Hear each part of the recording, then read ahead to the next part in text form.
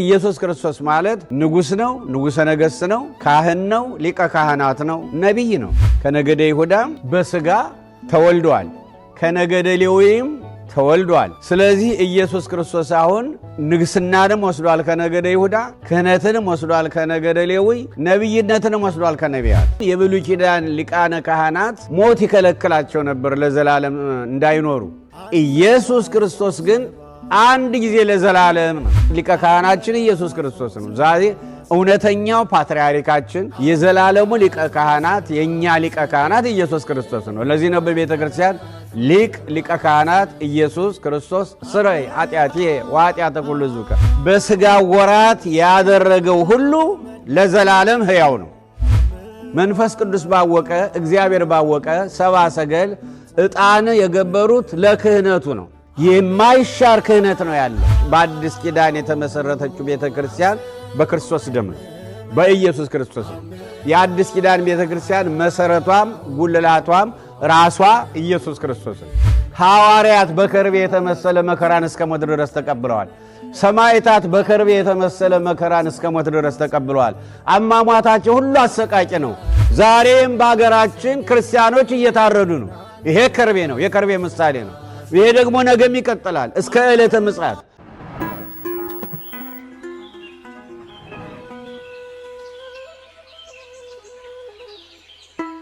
በስመ አብ ወወልድ ወመንፈስ ቅዱስ አሃዱ አምላክ አሜን። እንኳን ለብርሃነ ልደቱ በሰላም አደረሳችሁ አደረሰን። በቸርነቱ ለ2018 የብርሃነ ልደቱ መታሰቢያ እንዳደረሰን ሁሉ ደግሞ ለሚመጣው ዓመት በሰላም እንዲያደርሰን ቅዱስ ፈቃዱ ይሆንልን። እግዚአብሔር አምላክ በሰላም በጤና ለዚያ እንዲያደርሰን፣ በተለይም ሀገራችን ኢትዮጵያን ያለባትን ፈተናና ችግር ሁሉ አስወግዶ ደስታውን እንዲያሰማን፣ ሰብአ ሰገል በቤተልሔም ጌታን ባገኙት ጊዜ ደስ እንዳላቸው በሚመጣው የልደት መታሰቢያ ደስ ብሎን በአገራችን በውስጥም በውጭም ያለነው እንድናሳልፈው ቅዱስ ፈቃዱ ይሆንልን። አሁን ወደ ሳምንታዊ ጥያቄያችን ወደ ጥያቄያችን ፕሮግራም እንሄዳለን። ወደ ጥያቄያችን። እሺ፣ እግዚአብሔር ይስጥልን አባታችን። ከጥያቄው በፊት አንድ የመጽሐፍ ቅዱስ ቃል አነባለሁ። የማቴዎስ ወንጌል ምዕራፍ 2 ከቁጥር 1 እስከ 11። ኢየሱስም በይሁዳ ቤተልሔም በንጉሡ በሄሮድስ ዘመን በተወለደ ጊዜ እነሆ ሰብአ ሰገል የተወለደው የአይሁድ ንጉሥ ወዴት ነው? ኮከቡን በምስራቅ አይተን ልንሰግድለት መጥተናልና እያሉ ከምስራቅ ወደ ኢየሩሳሌም መጡ። ንጉሡ ሄሮድስም ሰምቶ ደነገጠ። ኢየሩሳሌምም ሁሉ ከእርሱ ጋር የካህናትም አለቆች የሕዝቡንም ጸሐፊዎች ሁሉ ሰብስቦ ክርስቶስ ወዴት እንዲወለድ ጠየቃቸው። እነርሱም አንቺ ቤተልሔም የይሁዳ ምድር ከይሁዳ ገዢዎች ከቶ አታንሽም፣ ሕዝቤን እስራኤልን የሚጠብቅ መስፍን ካንቺ ይወጣልና ተብሎ በነቢይ እንዲህ ተጽፏልና በይሁዳ ቤተልሔም ነው አሉት። ከዚህ በኋላ ሄሮድስ ሰብአ ሰገልን በስውር ጠርቶ ኮከቡ የታየበትን ዘመን ከእነርሱ በጥንቃቄ ተረዳ። ወደ ቤተልሔምም እነርሱን ሰዶ ሂዱ፣ ስለ ሕፃኑ በጥንቃቄ መርምሩ፣ ባገኛችሁትም ጊዜ እኔ ደግሞ መጥቼ እንድሰግድለት ንገሩኝ አላቸው።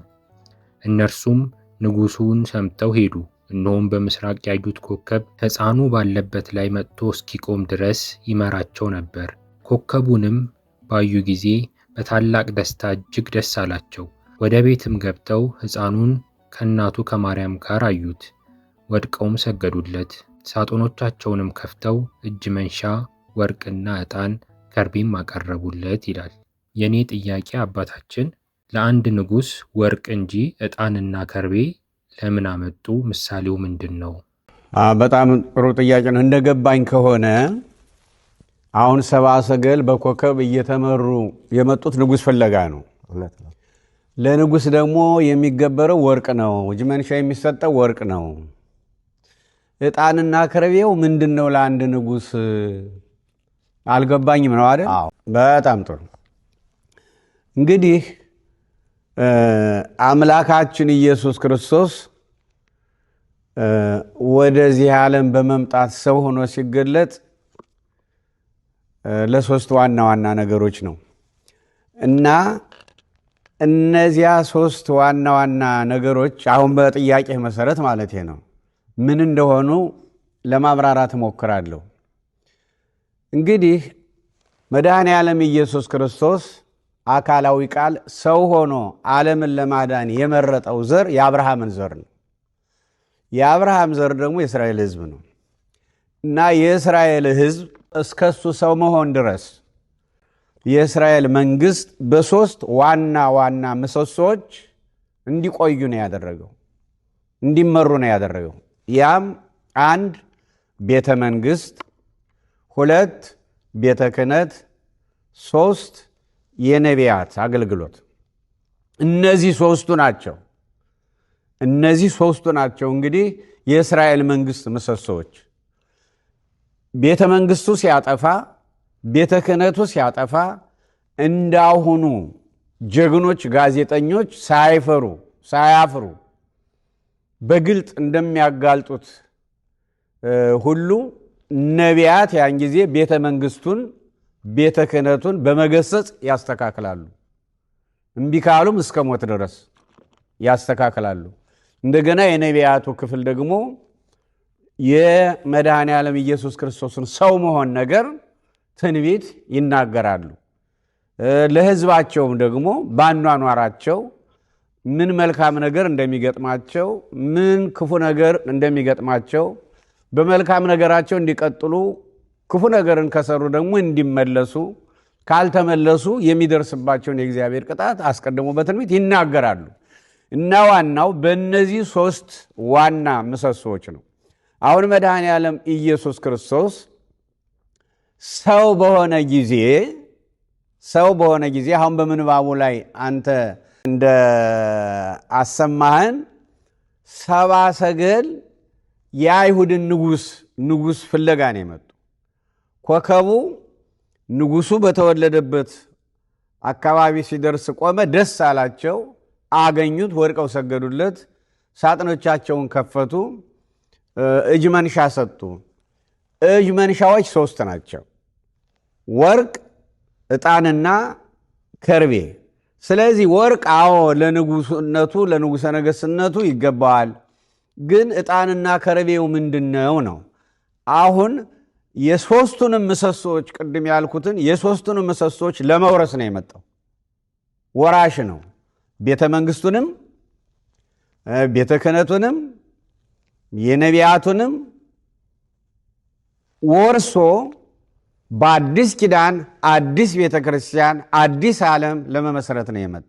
አሮጌውን ነገር ሁሉ አሳልፎ ሁሉንም ነገር አዲስ ለማድረግ ነው። አሮጌው ነገር አልፏል፣ ሁሉም ነገር አዲስ ሆኗል ይላል እዚያ ሁለተኛ ቆሮንቶስ ምዕራፍ 5 ላይ እና ምንድነው በአይሁድ ስርዓት መንገስ የሚችለው ንጉሥ መሆን የሚችለው ከነገደ ይሁዳ ነው። በነገራችን ላይ 12 ነገዶች አሉ እስራኤል ውስጥ። ከ12ቱ ነገዶች አንዱ ነገደ ይሁዳ ነው። ሌላው ነገደ ሌዊ ነው። እንግዲህ መንገስ የሚፈልግ ሰው በእስራኤል ምድር ከነገደ ይሁዳ ዘር ማግኘት አለበት። የነገደ ይሁዳ ዘር መሆን አለበት። ካህን ለመሆን ደግሞ የነገደ ሌዊ ዘር መሆን አለበት። የነገደ ሌዊ ዘርነት የሌለው የነገደ ይሁዳ ዘርነት የሌለው መንገስ አይችልም። የነገደ ሌዊ ደግሞ ዘር ያልሆነ ደግሞ ካህን መሆን አይችልም። አሁን ኢየሱስ ክርስቶስ እዚያ ዕብራውያን ላይ እንደምናነበው በአባቶቻችን በነቢያት ሁሉን ነገር ሲያከናውን ትንቢቱንም ሲናገር ኖሮ አሁን ሁሉን ለመውረስ መጣ ይላል። ስለዚህ አሁን ኢየሱስ ክርስቶስ የተወለደው ከነገደ ይሁዳ ነው። ለዚህ ነው ወልደ ዳዊት የተባለው። ምክንያቱም ዳዊት የይሁዳ ነገድ ዋናው ነው። ማቴዎስም የአብርሃም ልጅ የዳዊት ልጅ ብሎ የጀመረውም ለዚህ ነው። ማቴዎስ 21 ወንጌሉ እንዲያውም ወንጌላት ወልደ ዳዊት ይሉታል። የዳዊት ልጅ ነው የሚባለው ኢየሱስ ክርስቶስ። ለምን? ከነገደ ይሁዳ ዘርነት ስላለ፣ ከነገደ ይሁዳም ስለተወለደ፣ ከነገደ ይሁዳም በስጋ ተወልዷል፣ ከነገደ ሌዊም ተወልዷል። ስለዚህ ኢየሱስ ክርስቶስ አሁን ንግስናንም ወስዷል ከነገደ ይሁዳ፣ ክህነትንም ወስዷል ከነገደ ሌዊ፣ ነቢይነትንም ወስዷል ከነቢያት። ስለዚህ ኢየሱስ ክርስቶስ ማለት ንጉሥ ነው፣ ንጉሠ ነገሥት ነው፣ ካህን ነው፣ ሊቀ ካህናት ነው፣ ነቢይ ነው። እንደዚህ ሆኖ ነው የተገለጠው በአዲስ ኪዳን። ስለዚህ አሁን ለምሳሌ ክህነቱን የብሉይ ኪዳንን ካህናት ሊቃነ ካህናት አሰናብቶ የዘላለሙ ሊቀ ካህናት ሆኖ እንደተገለጠ ዕብራውያን 7:11-28፣ ዕብራውያን 9:11 እና 12፣ ዕብራውያን 10:19-25 ያለውን ስናነብ እንዲያውም የብሉይ ኪዳን ሊቃነ ካህናት ሞት ይከለክላቸው ነበር። ለዘላለም እንዳይኖሩ እስከተወሰነ ዕድሜያቸው ድረስ ይቆያሉ። ሲያልፉ ሌላ ይተካል። ኢየሱስ ክርስቶስ ግን አንድ ጊዜ ለዘላለም ነው። ምክንያቱም ሰውም አምላክም ስለሆነ በሰውነቱ በሥጋ ስለ ዓለም ስለኛ ኃጢአት ቢሞትም በአምላክነቱ ዘላለማዊ ስለሆነና ሞትና መቃብርን ድል አድርጎም ስለተነሳ ዛሬ የዘላለሙ ሊቀ ካህናት ኢየሱስ ክርስቶስ ነው። ሊቀ ካህናችን ኢየሱስ ክርስቶስ ነው። ዛሬ እውነተኛው ፓትርያርካችን የዘላለሙ ሊቀ ካህናት የእኛ ሊቀ ካህናት ኢየሱስ ክርስቶስ ነው። ለዚህ ነው በቤተ ክርስቲያን ሊቀ ካህናት ኢየሱስ ክርስቶስ ስረይ ኃጢአትየ ወኃጢአተ ኩሉ ሕዝብከ። ዛሬም ሐዋርያትን ማቴዎስ 28 ቁጥር መጨረሻ ላይ እነሆ እስከ ዓለም ፍጻሜ ከእናንተ ጋር ነኝ ብሏቸዋል። እስከ ዓለም ፍጻሜ ድረስ መድኃኔ ዓለም ኢየሱስ ክርስቶስ ከእኛ ጋር ነው። ሞትና መቃብር ድል አድርጎ ተነስቷል። ወደ አባቱ በክብር አድርጓል። በቀደመ ክብሩ በአባቱ ቀኝ ተቀምጧል። ወደ ቀደመ ክብሩ ተመልሷል። የዓለም ቤተ ክርስቲያን ራስ ነው። ግን በሥጋ ወራት ያደረገው ሁሉ ለዘላለም ሕያው ነው። በሥጋ ወራት ያደረገው ነገር ሁሉ ለዘላለም ሕያው ነው። ለዘላለም ሕያው ነው። ለምሳሌ በቀራንዮ ስለ ዓለም ኃጢአት መሥዋዕት አቅርቧል። መሥዋዕት የራሱ ደም ነው፣ የራሱ ሥጋ ነው። መሥዋዕት ራሱ ነው። መሥዋዕት አቅራቢ ራሱ ነው። እንደገና ደግሞ ከአባቱ ከመንፈስ ቅዱስ ጋር ደግሞ መሥዋዕት ተቀባይ ነው። መሥዋዕት ራሱን መሥዋዕት አድርጎ በማቅረቡ አስታራቂ ነው፣ መታረቂያ ነው። እንደገና ደግሞ በአምላክነቱ ከአብ ከመንፈስ ቅዱስ ጋር ታራቂ ነው እና ይህም ደግሞ ለዘላለም ነው። ስለዚህ የዘላለሙ ሊቀ ካህናት ሆኖ ተገለጠልን መድኃኔ ዓለም ኢየሱስ ክርስቶስ። ስለዚህ አሁን ወደ ጥያቄው ስንመጣ አሁን ኢየሱስ ክርስቶስ ከይሁዳ ነገድ በመወለድ ሞዐ አንበሳ ዘእምነገደ ይሁዳ በመባል በንጉሠ ነገሥትነት ብቻ ሳይሆን የተገለጠው በካህን በሊቀ ካህናትነቱ ነው። ስለዚህ ለክህነቱ ለሊቀ ካህናትነቱ ነው ዕጣን የተሰጠው ማለት ነው። መንፈስ ቅዱስ ባወቀ እግዚአብሔር ባወቀ ሰብአ ሰገል ዕጣን የገበሩት ለክህነቱ ነው። የማይሻር ክህነት ነው ያለው። የማይሻር የዘላለም ክህነት ነው ያለው መድኃኔ ዓለም ኢየሱስ ክርስቶስ። ስለዚህ የአዲስ ኪዳን ክህነት መጀመሪያ ራሱ ነው እና ካህን ነው፣ ሊቀ ካህናትም ነው። ለክህነቱ ለሊቀ ካህናትነቱ ዕጣኑን ገበሩ ማለት ነው። ዕጣን እጅ መንሻ ሰጡት ማለት ነው። እንደገና ደግሞ የነቢያትን ሀብት ወስዷል። ራሱ ነቢይ ነው። የአዲስ ኪዳን የመጀመሪያው ነቢይ ነው። ከዚያ በኋላ በሱ ስም እሱ የፈቀደላቸው በትክክል መንፈስ ቅዱስ የጠራቸው ሊሆኑ ይችላሉ።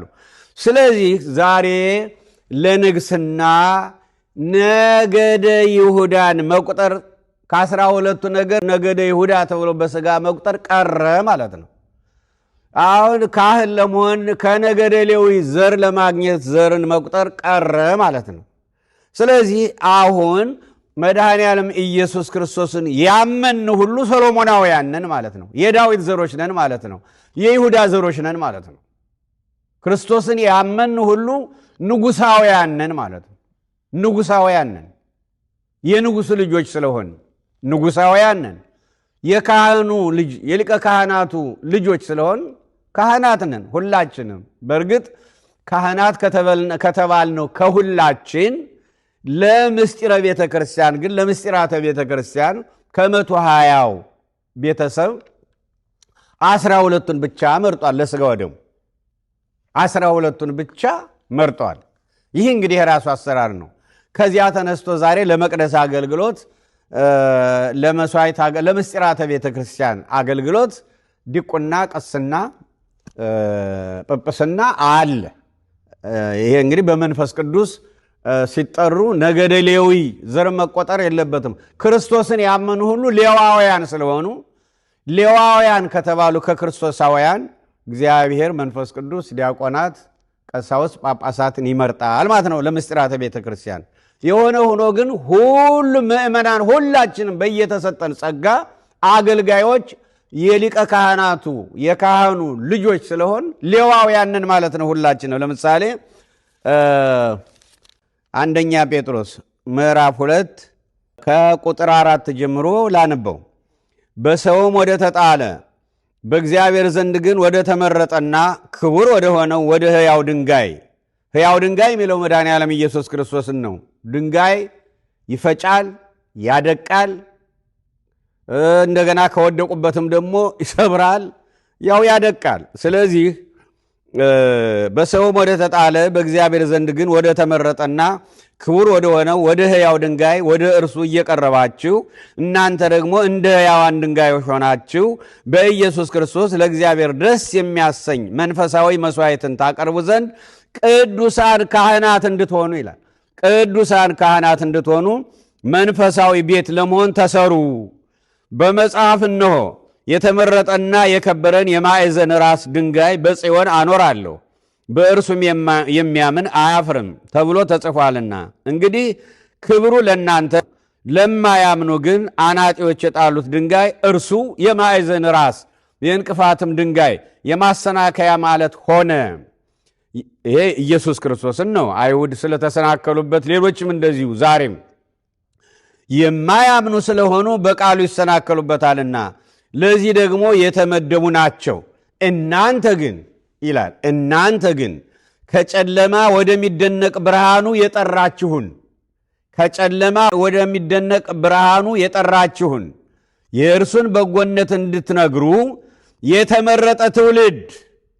የተመረጠ ትውልድ የንጉሥ ካህናት ይላል። ንጉሥ ማን ነው? ኢየሱስ ክርስቶስ ራሱ ሰው የሆነው አምላክ። የንጉሥ ካህናት የተባልነው ለምንድን ነው? ከነገደ ይሁዳ የተወለደው ንግስናን የወረሰው ንጉሡ ኢየሱስ ክርስቶስም ካህን ሊቀ ካህናት ስለሆነ በጥምቀትም ከሱ ሁለተኛ ስለተወለድን የእሱ ልጆች ስለሆን የንጉሥ ካህናት ተብለናል ማለት ነው። የንጉሥ ካህናት ቅዱስ ሕዝብ ለርስቱ የተለየ ወገን ናችሁ። እናንተ ቀድሞ ወገን አልነበራችሁም፣ አሁን ግን የእግዚአብሔር ወገን ናችሁ።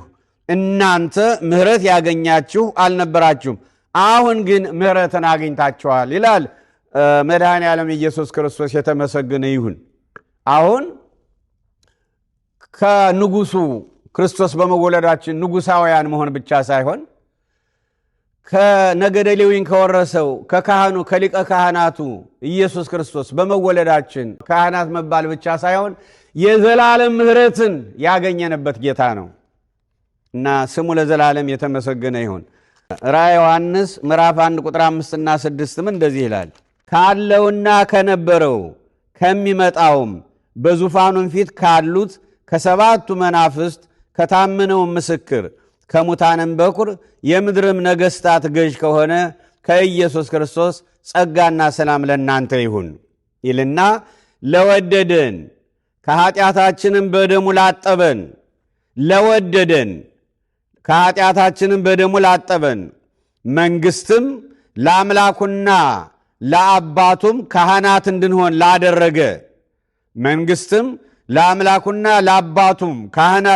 ላደረገ ለእርሱ ከዘላለም እስከ ዘላለም ድረስ ክብርና ኃይል ይሁን አሜን ይላል።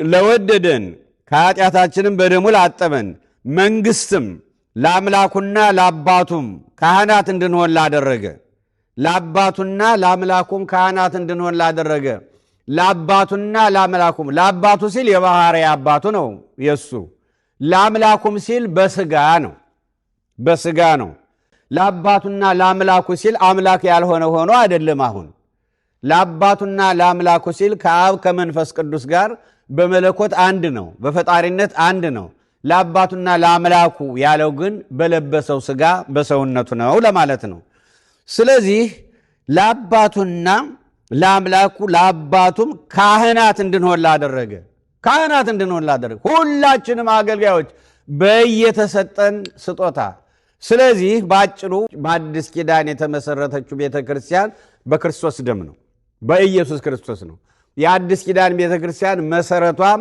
ጉልላቷም ራሷ ኢየሱስ ክርስቶስ ነው እሷ ደግሞ የሱ አካል ናት ስለዚህ የአዲስ ኪዳን ቤተክርስቲያን የተመሰረተችው በሱ ሆኖ እንደገና ደግሞ የተነሳለት ሶስቱ እጅ መንሻዎችም ቋሚዎች ናቸው እስከ ዕለተ ምጽአት እነማን ሰብአ ሰገል ለሱ የሰጡት እጅ መንሻዎች ቤተክርስቲያን አባቶች እንደሚሉት እንግዲህ የተመሰረተችው በቤተልሔም ነው የመጀመሪያውም ቅዳሴ የተጀመረው በቅዱሳን መላእክት ነው ስብሐት ለእግዚአብሔር በሰማያት ወሰላም በምድር ስምረቱ ለሰብ ብለው ቅዱሳን መላእክት ናቸው ቅዳሴውን የጀመሩ ቤተክርስቲያኗም እዚያው ነው የተጀመረችው በቤተልሔም ጌታ ሲወለድ ስለዚህ አሁን ለቤተክርስቲያን ምን ያስፈልጋታል ማለት ነው ሶስት ነገሮች ያስፈልጓታል አንዱ ምንድነው ወርቅ ወይም ገንዘብ ሁለተኛው ምንድነው የክህነት አገልግሎት እንግዲህ ቅድም እንዳልኩት ምስጢራተ ቤተክርስቲያን በመፈጸም መንፈስ ቅዱስ የሚጠራቸው ዲያቆናት ቀሳውስት ጳጳሳት ብለናል ሌላው ግን በሙሉ የክህነት አገልግሎት ቆሮንቶስ 12 ሮሜ 12 እንደሚነግረን ለእያንዳንዳችን የተሰጠን የጸጋ ስጦታ አለ በየተሰጠን የጸጋ ስጦታችን ያለው አገልግሎት ሁሉ የክህነት አገልግሎት ነው ወይም ደግሞ የአዲስ ኪዳኗ ቤተክርስቲያን ገንዘብ ያስፈልጋታል ክህነት ያስፈልጋታል ለክህነት የሚያስፈልጉ ደግሞ ዕጣኑ ደግሞ አስፈላጊ ነው ሚልክያስ 1 ላይ ከፀሐይ መውጫ እስከ መግቢያዋ ድረስ ስሜ ታላቅ ይሆናል በየስፍራውም እኔን የሚያምኑ አማኞች በየስፍራውም ዕጣንን ያጥናሉ ይላል ስለዚህ ዕጣን አስፈላጊ ነው ማለት ነው በክርስቲያኖች መካከል ለቤተክርስቲያን እንዲያውም የቅዱሳን ጸሎት በቅዱሳን መላእክት እጅ አብሮ በእግዚአብሔር ፊት ሲቀርብ ከዕጣኑ ጭስ ጋር ነው ይለናል የዕጣኑ ጭስ በእግዚአብሔር ፊት እንደሚቀርብ ነው ካህኑ ዘካርያስም በአዲስ ኪዳን መጀመሪያ መጥምቆ ዮሐንስ ሲጸነስ ዕጣን እያጠነ ነው ቅዱስ ገብርኤል ያገኘው በዕጣን መስዋዕት ጊዜ ነው ስለዚህ ለአዲስ ኪዳኗ ቤተክርስቲያን የዕጣን አገልግሎት አስፈላጊ ነው እንግዲህ ቤተክርስቲያን ገንዘብ ያስፈልጋታል ዕጣኑ መስዋዕቱ ያስፈልጋታል ከዚህም ሁሉ ጋር ደግሞ ከርቤም አይለያትም ከርቤ የምን ምሳሌ ነው መድኃኔ ዓለም ኢየሱስ ክርስቶስ እኛን ከዲያብሎስ ባርነት ከዘላለም ሞት ነፃ ሲያወጣን ከጽንስ ጀምሮ እስከ ዕርገት ድረስ የተቀበለው መከራ በሙሉ ከርቤ ነው መራራ ነው ለሱ ፊልጵስዩስ 2 ላይ እንደሚነግረን እግዚአብሔርነት እንደመቀማት ሳይቆጥር ራሱን ባዶ አደረገ ራሱን አዋረደ ነው የሚል የውርደት ጊዜው ነበረ 33 ዓመት ሙሉ ከ3 ወር 34 ዓመት እንበለው በዚህ ምድር ሲኖር እስካረገበት ጊዜ ድረስ በዚህ ምድር ላይ የነበረው ኑሮ ወይም እስከ ትንሣኤም ድረስ በዚህ ምድር ላይ የነበረው ኑሮ በሙሉ በስጋ ወራት ለሱ ውርደት ነው የመከራ ጊዜ ነው በተለይም ደግሞ በቀራንዮ የደረሰበት ያ ትልቅ ከከርቤ በላይ ከርቤ ነው ለዚህ ነው በሉቃስ ወንጌል ላይ በሌሎችም ይህን ጽዋ እባክህ አባት ሆይ ፈቃድስ ቢሆን ይህን ጽዋ ከኔ ያርቅልኝ። ጽዋው ምንድን ነው? ከርቤ ነው፣ መራራ ነው፣ መከራ ነው፣ ስቃይ ነው፣ ሞት ነው። ስለዚህ ቤተ ክርስቲያን በአዲስ ኪዳን ስትጓዝ አልጋ በአልጋ ፎቴ በፎቴ አይደለም፣ ምቾት በምቾት አይደለም። ቤተ ክርስቲያን ስትጀመር ጀምሮ እስከ ዕለተ ምጽአት ድረስ በከርቤ የተመሰለ መራራ ፈተና አለ። በዓለም ሳላችሁ መከራ አለባችሁ። ሊከተለኝ የሚወድ ቢኖር ራሱን ይካድ መስቀሉንም ተሸክሞ ይከተለኝ ማለት በከርቤ የተመሰለውን ፈተና ማለት ነው። ያ ፈተና ስራት ሊሆን ይችላል፣ አግኝቶ ማጣት ሊሆን ይችላል፣ በጤንነት ሊሆን ይችላል፣ ትዳር መስርቶ ልጅ አለማግኘት ሊሆን ይችላል፣ እንደ አብርሃም እንደ ሳራ ወይም እንደ ኤልሳቤጥ ሌሎችም ልጅ አለማግኘት ሊሆን ይችላል። በአጠቃላይ በእምነት ምክንያት በዚህ ዓለም ኑሮ ምክንያት ከኃጢአት በቀር የሚደርስብን ፈተና በውስጥም በውጭም የሚደርስብን ፈተና ሁሉ ራሱ ከርቤ ነው፣ ራሱ የለበስነው ሥጋ። እዚያ ገላትያ 5 መጨረሻ ላይ የክርስቶስ የሆኑቱ ይላል ሥጋን እስከ ምኞቱና እስከ መሻቱ ድረስ ሰቀሉት ይላል። ማለት የሚፈልገውን ነገር ከለከሉት ማለት ነው።